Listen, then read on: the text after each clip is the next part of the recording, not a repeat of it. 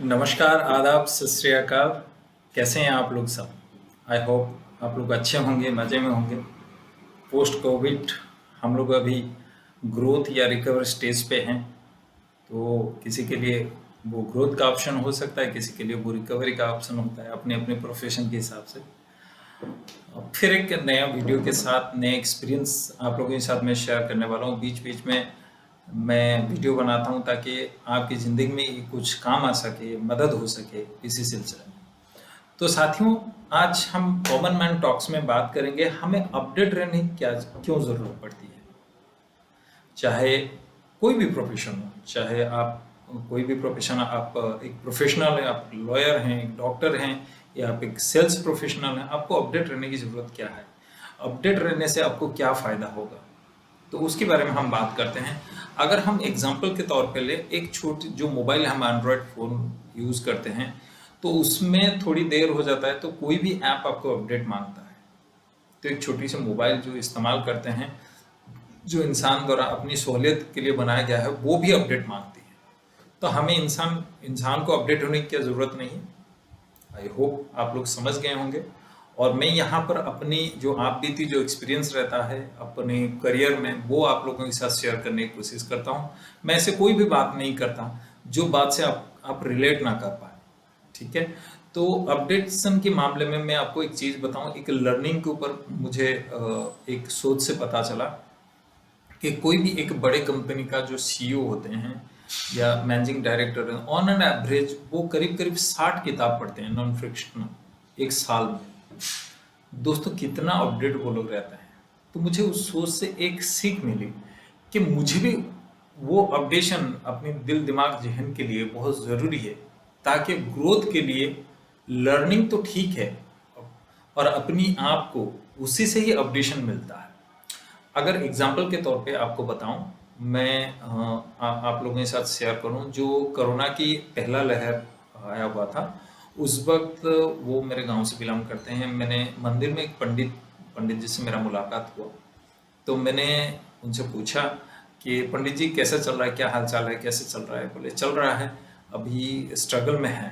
तो जो यजमान होते हैं, जो दक्षिणा देते हैं, उससे मेरा घर चलता है। और आपको तो पता होगा, पूजा और ये सब चीज़ें अभी बंद हो चुका था, कथा जो होता है, तो इसलिए थोड़ा दिक्कत है। तो दोस्तों, पता नहीं परमपिता परमेश्वर ने मेरे दिमाग में क्या चीज़ डाला, तो मैंने उनसे एक सजेशन दिया। मैं बोला पंडित जी देखिए, आप मुझे बहुत सारा चीज़ मतलब पूजा करते हो, हर चीज़, बहुत सारा चीज़ जो रिचुअल्स आप मुझे सिखाते हो, लेकिन मैं अ, हम उम्र हैं, मतलब मेरे ही उम्र के हैं, लेकिन दो चीज़ें, तीन चीज़ें आपसे बोलना चाहूँगा। आप अगर बुरा ना माने तो हो सकता है आपकी ज़िंदगी में बड़ा परिवर्तन। तो उन्होंने अपना सहमति जताया, तो मैंने उनसे ये बोला, मैंने पंडित जी एक बात बताइए कि आप जो पूजा करने के लिए आप जब जाते हो, जो भी धोती और जो भी कुर्ता पहनते हो, तो ये आपने लास्ट टाइम कब खरीदा था उसको? बोले करीब 3 साल या 4 साल पहले। मैंने फिर उनसे बोला कि आप घड़ी पहनते हो? बोले हाँ, पूजा के लिए। मैं बोला जब आप जाते हो तो गौर फरमाइएगा, बहुत इंपॉर्टेंट मैनेजमेंट लेसन है इसके अंदर। मैं बोला वो बनियान कब का खरीदा हुआ है जो अंदर पहनते हो? बोले करीब करीब वो बनियान होगा वही 7-8 महीना का होगा, क्योंकि कोरोना की वजह से हम लोग खरीद नहीं पाए थे, वो बनियान तब का होगा। तो मैंने उनसे पूछा, अच्छा, जो आप कथा के लिए या पूजा के लिए, पूजन के लिए जब जाते हो, तो जो भी हमारी गीता भागवत जो भी लेके जाते हो, ठीक है, तो उसको जो लाल कलर की उस पर लपेट के लेके जाते हैं, जो भी कपड़े होते हैं, तो वो कपड़ा कब का है? बोले काफ़ी साल पहले। अच्छा, तो क्योंकि यंग थे, बहुत ज़्यादा मतलब बुजुर्ग इंसान नहीं थे, तो मेरे कहने के मतलब को वो समझ रहे थे। बोला पंडित जी ऐसा है कि आज की डेट में लोग आपको देखते हैं, आप किस हिसाब से आए हो, किस हिसाब से पहने हो, पहनावा क्या है, किस हिसाब से हर चीज़ को देखते हैं, तो उसी हिसाब से क्या करते हैं, दक्षिणा देते हैं। तो आप लोग इस चीज़ को अन्यथा मत लीजिए, इसको मैनेजमेंट लेसन की तरह लीजिए। तो मैंने उनसे ये रिक्वेस्ट किया, पंडित जी आज कम से कम दो दो जोड़ी कपड़े जो भी है नया ले लीजिए, तिलक बहुत अच्छे से लगाइए, और जो भी घड़ी है, और उन्होंने बताया बातों बातों में टाइटन की घड़ी है गोल्डन कलर की, मैं बोला अच्छे से चेन उस पर लगाइए। और जो भी साथ में गीता या भागवत लेके आप जाते हो तो उस पे अच्छे से कपड़े में उसको लपेटिए, और एक अच्छा खासा आप डिओ स्प्रे का इस्तेमाल करें।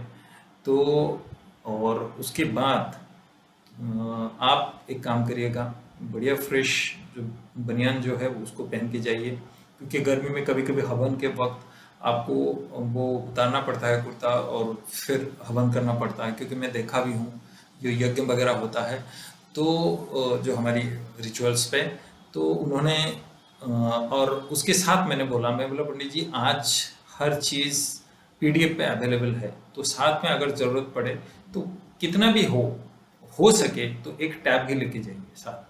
तो उस टैब से आप जब मंत्र वगैरह जब आप पढ़ते हो उस टैब से देख के पढ़िए, तो मतलब किताब की जगह पे उसकी इस्तेमाल करिए तो ज़्यादा अच्छा रहेगा। दोस्तों मैंने उनको ये सजेशन दिया, फिर 3 महीने तक शायद भी मैं उनसे मुलाकात नहीं हो पाया मेरा, क्योंकि मैं अपने काम में व्यस्त था। तो उसके बाद फिर मैंने एक बार क्या हुआ, उनकी यहाँ फिर मुलाकात हुआ उनसे। तो 3 महीने के बाद मैंने उनसे पूछा कि पंडित जी अब कैसा चल रहा है क्या? बोले मुझे बोले कि समझ जी ऐसा है कि आपने जो चीज़ मुझे बताया था वो रामबाण की तरह काम करने लगा। तो मैं जिस जगह पे मुझे जो दक्षिणा 101 रुपये 201 वो 501 मिलने लगा, कभी कभी उससे ज़्यादा, इवन 1000 1500 और उससे ज़्यादा मिलने लगा। तो अभी काफ़ी स्थिति सुधर चुकी है। तो साथियों इससे एक चीज़ सिर्फ नहीं 3 चीज़ निकल के कम से कम आती है, तो आप लोगों के साथ मैं सम अप कर लेता हूँ। पहला चीज़ तो है अपनी आप को अपडेट रखिए, और दूसरा चीज़ अपडेट मतलब सिर्फ अपडेट ये नहीं कि आप किताबी तौर पे अपडेट हो जाओ, नॉलेज के तौर पे अपडेट, आप अपने पहनावा, आप क्या चीज़ लेते हो उसमें भी परिवर्तन होना बहुत ज़रूरी है। और मैं हमेशा जैसे बोलता हूँ, आज भी वही चीज़ बोलता हूँ, आप मेरी बातों को चैलेंज कर सकते हैं, लेकिन चिंता नहीं, चिंतन करने की ज़रूरत है, मेरे बातों पे गौर फरमाने की ज़रूरत है। और हो सकता है ये जो नॉलेज है, ये जो चीज़ मैं आप लोगों के साथ शेयर कर रहा हूँ, आप किसी और के साथ आप अगर इसको शेयर करते हो, उनकी ज़िंदगी में बहुत ज़्यादा फर्क आए। साथियों ये एक सबसे बड़ी सीख जो मुझे पहला नंबर 1 पे मिला कि अपने आप को अपडेट करना है, पहनावा जो है वो ठीक ठाक रखना है, क्योंकि उसी हिसाब से बहुत सारा परिवर्तन आप सेल्स के प्रोफेशन, एक डॉक्टर को देखिए, हमें कैसे पता चलता है कि वो डॉक्टर साहब हैं, सफ़ेद कलर का पहनते हैं। एक पुलिस वाले हैं जो पुलिस के प्रोफेशन में हैं, तो वो जो उनकी ड्रेस से हमको पता चलता है। मान लीजिए वकील है, काला कलर का जो भी कोट पहनते हैं, तो हर चीज़ का एक लिबास और लिहाज है, तो उस समय उसका इस्तेमाल प्रॉपरली हो सके तो उसकी अप्रिशिएशन प्रॉपर तरीके से होती है। तो सीख नंबर 1, अपने आप को अपडेट रखें नॉलेज पे, कपड़े पे, और अपनी जो कपड़ा बोल रहा हूँ, जो पहनावा उसको बोल सकते हैं उस पे, और अपनी एटीट्यूड पे, क्योंकि मैं एटीट्यूड से मुझे बहुत लगाव है, और एटीट्यूड की बात मैं जरूर करता हूँ। और एटीट्यूड पे आप ये बोल सकते हो इसको करने की क्या ज़रूरत है, उसको करने की क्या ज़रूरत है, लेकिन करके तो देखिए, फ़र्क आता है, राइट? बात करने पर बात बनती है, और जब आप सही तरह की कपड़ा पहनते हो तब जाके सही चीज़ आपको मिलती है। और दूसरा चीज़ सबसे एक चीज़ मेरे दिमाग में हमेशा से आता है, your transformation become people's inspiration. आपके अंदर क्या ट्रांसफॉर्म हो रहा है वो लोगों की इंस्पिरेशन बनता है। और मुझे सुनने के लिए बहुत बहुत शुक्रिया। और आखिरी में एक शानदार टिप्स के साथ आज की कार्यक्रम और आज की ये जो कॉमन मैन टॉक है उसको विराम देंगे। और मेरी वाइफ जैसे बोलती है बहुत अच्छा ये चीज़ सेल्स और हर प्रोफेशन में इसकी ज़रूरत है कि आप व्यवसाय का इस्तेमाल करके लोगों को आगे बढ़ाओ, ना कि लोगों का इस्तेमाल करके व्यवसाय को आगे बढ़ाओ। तो दोस्तों दोनों एक चीज़ है, लेकिन लोग ज़्यादातर क्या होता है, लोग कोशिश ये करते हैं कि अपनी व्यवसाय को आगे बढ़ाने के लिए लोगों का इस्तेमाल करते हैं।